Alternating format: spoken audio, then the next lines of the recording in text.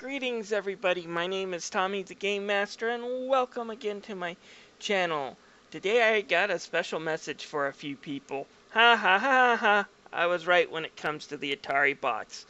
Now what I was hoping for the Atari box to be was a small console mainly meant for Atari games. Maybe a few indie games could be pushed on it, but for the most part just the collector's items for people who really love Atari.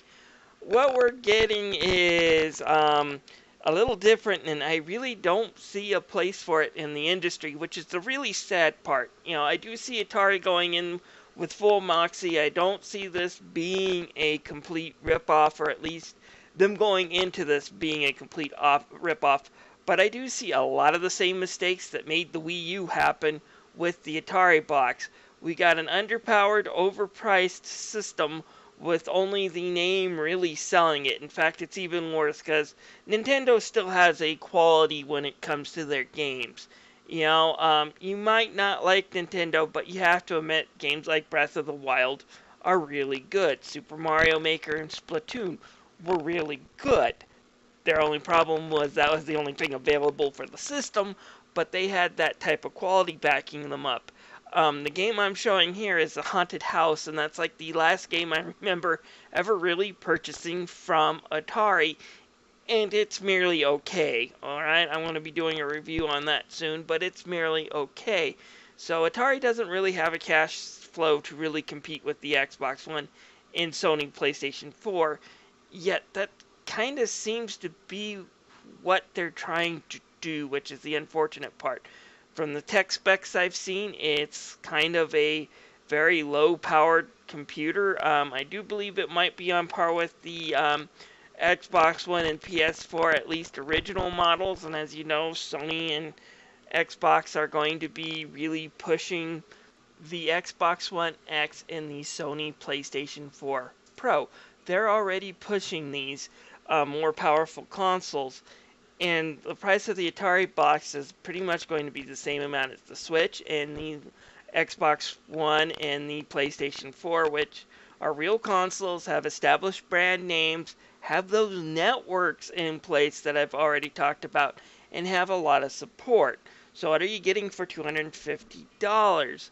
Well, you're getting kind of a mini, very weak, casual PC. That's what they're going for.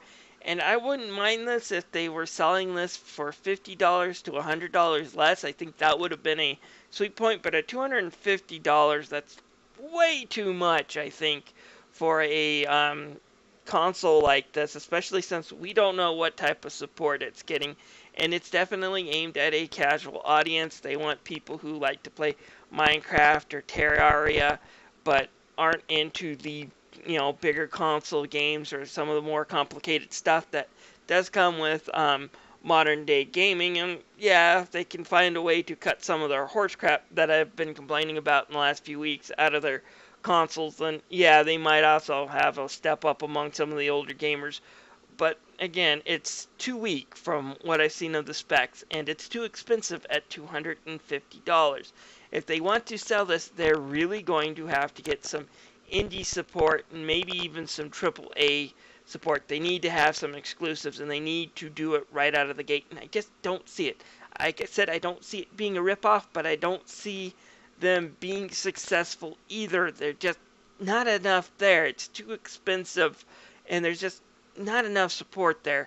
And yes, I know it's going to come pre-packaged in with a lot of Atari games. I'm going to assume that most of them are going to be Atari 2600 licensed games that you can play perfectly legal and free all over the net, because Atari has licensed them to different places. Or if you do want to pay for them and not have some crappy flash version of them, you can download them and purchase them off Steam for about $2 or $3.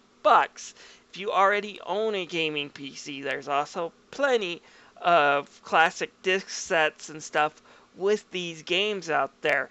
It's not really a big deal to have these games. They're not bad games for their age, but it's not like I'm going to drop $250 for these old games. It's just not worth it, I'm afraid. And I think Atari has kind of screwed up on this. I might be wrong.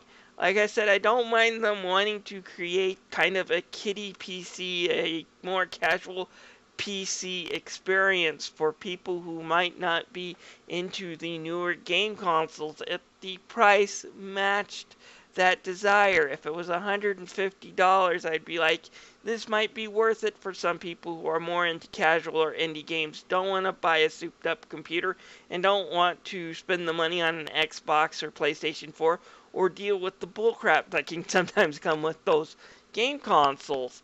But at $250, the same price, it just can't compete. I'm sorry.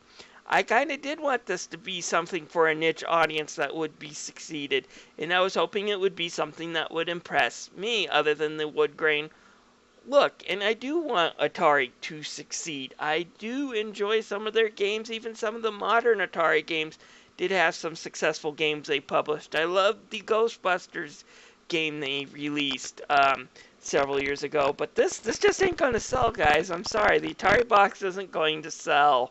I wish that wasn't the case, but that is the truth. This is Tommy the Game Master, feeling kind of bad tonight, but that's just the way it goes. I'll see you guys later.